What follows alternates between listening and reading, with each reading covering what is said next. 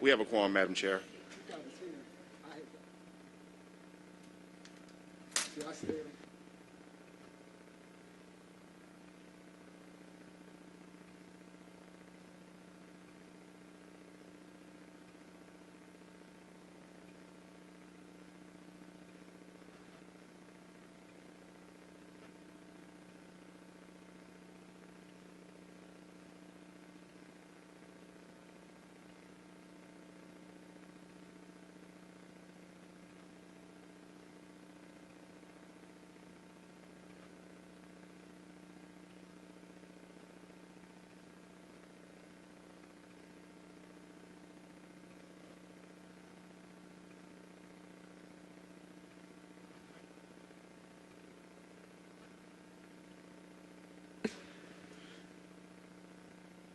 Good morning. Today is August 15th, and this is the regularly scheduled meeting of the Committee on Council. I am Andrea Boone, Chair, and I would like to welcome everyone who has joined us this morning. To my immediate right, I have the Honorable Matt Westmoreland. To my immediate left, I have the Honorable Mary Norwood, our Vice Chair, the Honorable Howard Shook, and the Honorable Amir Faroqi. Is there a motion to adopt the agenda? Moved by the Honorable Matt Westmoreland, seconded by the Honorable Howard Shook. Please open the vote. The vote is open. The vote is closed. 5 yeas, 0 nays. The agenda has been adopted. Is there a motion to approve the minutes? Second. Moved by the Honorable Howard Shook, seconded by the Honorable Matt Westmoreland. Please open the vote. The vote is open. The vote is closed. 5 yeas, 0 nays. The minutes have been approved. Is there a motion to adopt the full council agenda? So moved. Moved by the Honorable Matt Westmoreland, seconded by the Honorable Howard Shook. Please open the vote. The vote is open. The vote is closed. 5 yeas, 0 nays. The full council agenda has been adopted. Mr. Johnson, do we have any public speakers at this time? Yes, Madam Chair. We have 2 people who signed up for public comment.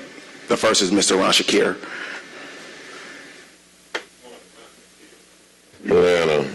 I rise and come up here today because of serious concerns, and I would hope that they be taken very seriously. The fact is, when I look at this agenda, I see that the the belt line is going to appoint, or somebody going to be appointed to the Beltline Affordable Housing Authority. Wow, really? I mean, that's like the sheep, like the wolf's guarding the sheep. I mean, the Beltline have been the most expensive project throughout America. And the impact it's having on the black community, on the push out to displacement, cannot be ignored.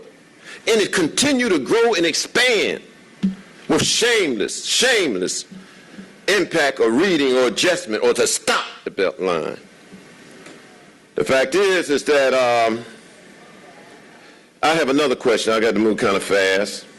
In that I'm glad he sees on this committee, Mr. Faruqi. I hope that he could give me some information on some legislation he brought to the city knowledge, where he's proposing, it may be a little correction on this here, that streets of Atlanta be void of automobile traffic or automobile on the street between Trinity Street and 14th Street or 17th Street. I'd just like to get clarity on that, Mr. Farouk. You brought it up, because I believe that it's being rolled out now, and it's shameless. The fact is, what would be the impact if we see this type of legislation rolled out in the cars for hire, in the buses, in the mothers and fathers who get their kids out to school? What's the impact on that? Do it matter? Or does it look good to have people walking down the street like they do in France? It needs to be a little bit more pertinent. I want to say that this council, and I hope that the leadership and the legacy of Mr. Shook will stand up, or y'all would be get to know about it. But it wasn't that long ago under Kasim Reed administration that a person was able to address this here body-making organization, the city council, when the meeting start. If there's a walk-in paper, if there's a presentation, a citizen had the right to ask questions behind all those actions. If a walk-in paper come, we didn't know nothing about it. And if a proclamation or an appointee, we get a chance to know about that appointee before, not after public comment, and then at the end of the meeting. We have 4 steps. And now, with this council, the new council, they have been stripped down to one opportunity. And I think that with the civil rights, the struggle and consciousness that sits on this seat, we should not be going back as far as public engagement, but going forward. And that don't mean taking it from 4 steps down to 1. We would like to know these concerns and that the public really matter. Thank you. Because they're the ones going to be impacted. Thank you. The next we have Brother Anthony Muhammad. Anthony, excuse me.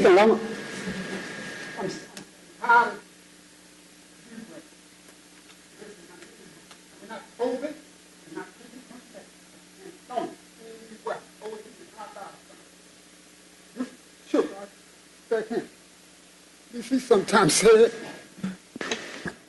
Mayor Hotel, I am that I am. I call on the committed, indigenous, ancient antiquity, ancestral spirituality to teach my soul consciousness every day. I'm not a believer in this Roman Catholic Church religion, Christianity. In your scripture from Genesis to Revelation, not one person, not one human was born from a woman's womb. When I say ancestors, we are of the mother universe. And we have the daughter of the earth, father of the physical and manifestation of the things for the sun, S-U-N. We need to go back to our ancient studies of our time when we were the civilized peoples on this earth producing the greatness for the whole humanity. And the only way we're going to get back, like Mr. Antonio Lewis did Friday at 9 o'clock, Miss Boone, I didn't see you, came and spoke up for the old brothers. And what is the problem? Like I told Mr. Farouk, I have legislation that was passed in September 19, 2017 for Button Road to be microservice. Why I bring it up, Antonio, That's 5 years ago. Every time you get a new administration, they suppress what the last one did. Or they get a new department head, they suppress what the last one did. That's how we lose the favorability for the community ones that actively come down and speak up. Now, I'm here. I'm going to hold you accountable. But why put me in the background, Mr. Faroka? You just said you didn't get that material that brother got. I don't like that. I took the time to work it over there, because we talked. But if you're going to continue to press the wheel of the activism of those who want things in their community like the majority of members have, it's unfair. To tell me, well, I didn't get it, but he'll send it back there. He looked like he didn't want to find it, and he had it in his book.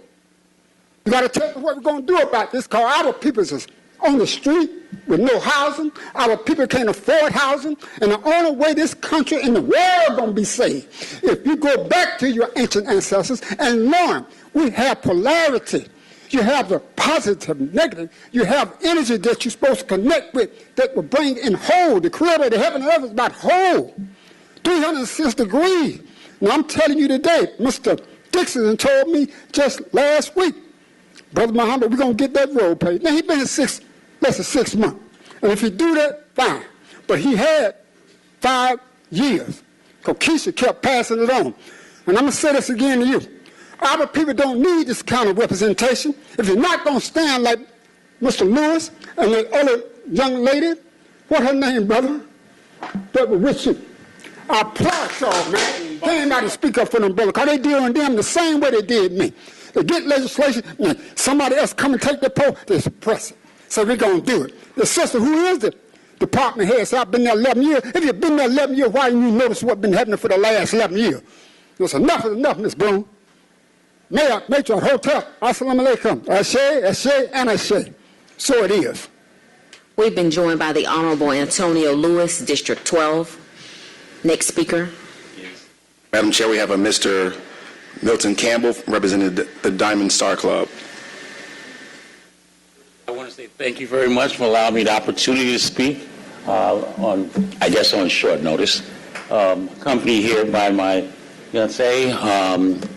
We came today because I want to first address the issue of I've been in frequent contact with you, the council. I presented everything possible with the Resurgence Grant as far as concerned. I have even showed documentation from Dun & Bradstreet verifying that my company, First Choice Recruiters, operated from a P.O. box. Now, I'm in a situation here where we were in Brookhaven, with a P.O. box down here.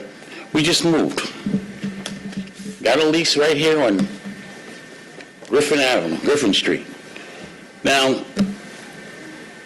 I'm going to say that being my fiancée feels very uncomfortable. I took the place because it's 5 blocks from Mercedes-Benz Stadium.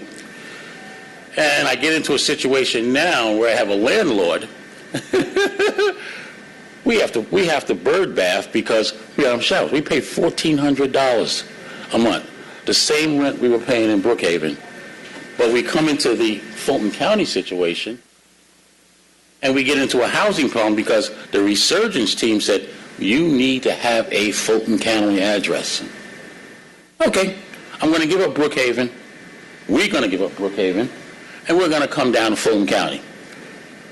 I figured, let me take a place close to where I think she feels comfortable because she likes to run and take her morning jog.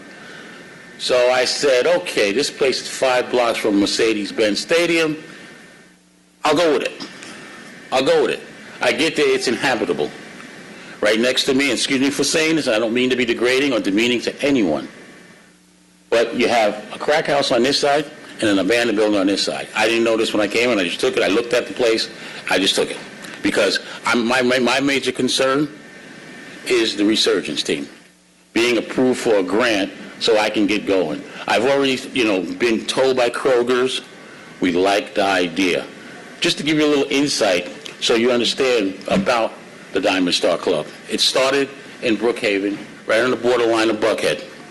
Kroger started something called Crowbar. I went into Crowbar. They were playing rap and R&B. Me coming from Minnesota, I ain't gonna lie, the people of Buckhead walking in there, and they would listen and they would leave. And they say, oh, I love the music, because that's just how they are. I mean, excuse me for saying, but that's how a lot of, I'm very blunt, a lot of white folks go, I love it, but they never come back. Both Crow Bars in Lindbergh and Brookhaven shut down after 6 months. I saw it coming. I told Kroger's, let me get involved. What I'm going to do is, yeah, I'm a little bit of an odd guy for a black guy, especially when I was raised by a white guy, and I had to listen to Frank Sinatra and Elvis Presley and all the rest of them, Neil Diamond and all the rest of them. I said, let me come in. I'm going to get impersonating kids that are going to sing what these people do. The Buckhead crowd is going to love to come and see some kid imitating Elvis Presley, imitating Frank Sinatra. What do we get out of the Kroger set? I said, you know, Milton Campbell was the only black man in America that owned a recruiting agency in the pharmaceutical sales. Prior to 2008 and Obama, Hillary Clinton, we didn't have generic products. Obama and Hillary Clinton came in and said, you know what? We want to address the poor, so we're going to get generic products. Milton Campbell was one of those guys sitting there understanding what was going on. So when this opportunity here opened, I said, if I get the Buckhead people, they got these insurance plans where they can go buy Pfizer, Glyco. Please wrap up, sir. Please wrap up. I'm going to wrap it up. All I'm saying is that I need that resurgence program to get my grant. I requested $81,000 from them. I showed that the Diamond Star Club has been affected by COVID more than anyone else. Seniors have a higher death rate because of COVID than any other age group. Thank you, sir. Thank you. Thank you. Sir, we will have someone speak with you right after this meeting. I would really appreciate that. Thank you so much. We will, sir. Thank you. Mr. Johnson, will you please sound item number 1? Madam Chair, can we take items number 1 through 9 together as a block? Please proceed. Section G, Communications, item number 1, 22C 5102, a communication from council members Dustin Hillis, District 9, Andrea L. Boone, District 10, Marcy Collier Overstreet, District 11, Antonio Lewis, District 12, and Keisha Shawn Waits, Post 3 at large, appointing Mr. Zachary Adrianasons to serve as a member of the Atlanta Beltline Affordable Housing Advisory Board. This appointment is for a term of 2 years. Item number 2, 22C 5112, a communication from Council President Doug Shipman reappointing Mr. Desmond Johnson to serve as a member of the Atlanta Urban Design Commission in the Architect 2 category. This appointment is for a term of 3 years to begin retroactively on November 19, 2021 and expire November 18, 2024. Item number 3, 22C 5115, a communication from Council members Dustin Hillis, District 9, Andrea L. Boone, District 10, and Keisha Shawn Waits, Post 3 at large, reappointing Mr. Michael Hopkins to serve as a member of the Water and Sewer Appeals Board. This appointment is for a term of 3 years to begin retroactively on September 5th, 2020 and expire September 4th, 2023. Item number 4, 22C 5129, a communication from Pierre Gaither, Executive Director from the Atlanta Board of Education, submitting the appointment of Ms. Tamara Jones to serve as a member of the Atlanta Beltline Affordable Housing Advisory Board. This appointment is for a term of 2 years. Item number 5, 22C 5130, a communication from Mayor Andre Dickens appointing Mr. Justin Cutler to serve as a Commissioner of the Department of Parks and Recreation for the City of Atlanta.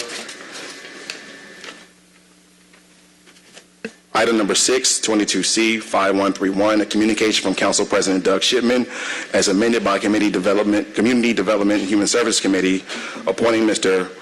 Brendan Doherty to serve as a member of the Atlanta Housing Commission in the For-Profit Development Community category. This appointment is for a term of 3 years.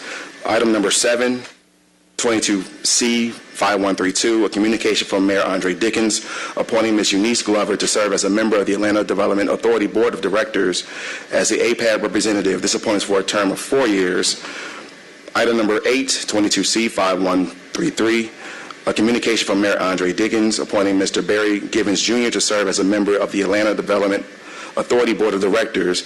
This appointment is for a term of 4 years. Lastly, item number 9, 22C 5135, a communication from Pierre Gaither, Executive Director of the Atlanta Board of Education, submitting the appointment of Chief Ronald Applin to serve as a member of the Public Safety Commission.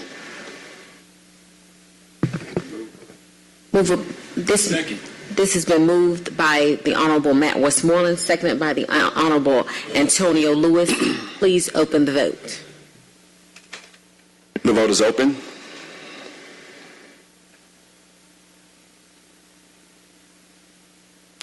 The vote is closed. 6 yeas, 0 nays. These items are found favorable. This takes us to Section H, Communications/Resolutions. Item number 10, 22R 3971, a resolution by Committee on Council reappointing Ms. Malloy Peterson to the City of Atlanta Development Impact Fee Advisory Committee as one of the 3 members appointed by the Atlanta City Council for a term of 2 years, said term to begin upon approval of this resolution and for other purposes. I will move approval. Do we have a second? Second by the Honorable Antonio Lewis. Please open the vote. The vote is open.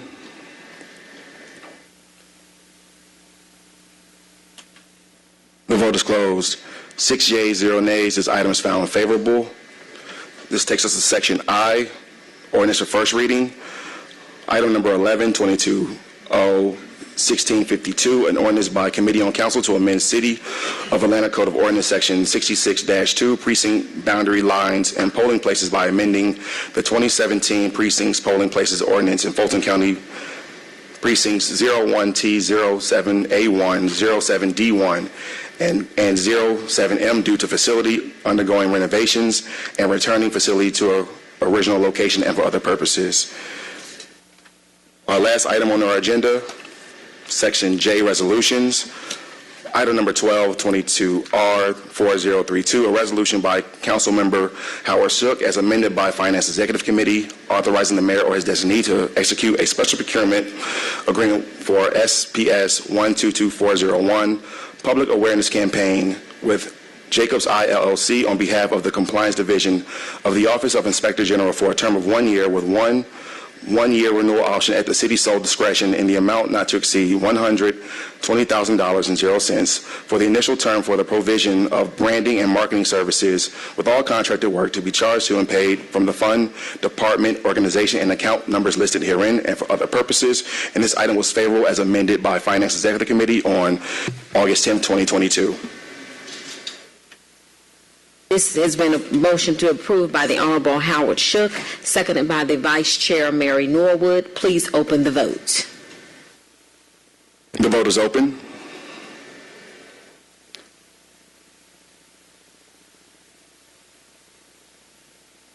Will everyone please vote? The vote is closed. 6 yeas, 0 nays. This item is found favorable. And Madam Chair, that concludes our legislative items for today. Thank you. Do we have any questions or concerns from my colleagues? Motion to adjourn. Mr. Webb, we would like to request an update on our boards and commissions. I know we've been doing a really, really good job. So at our next meeting, if we could have an update on that from your staff, we really would appreciate that. Thank you. This meeting is adjourned. Thank you.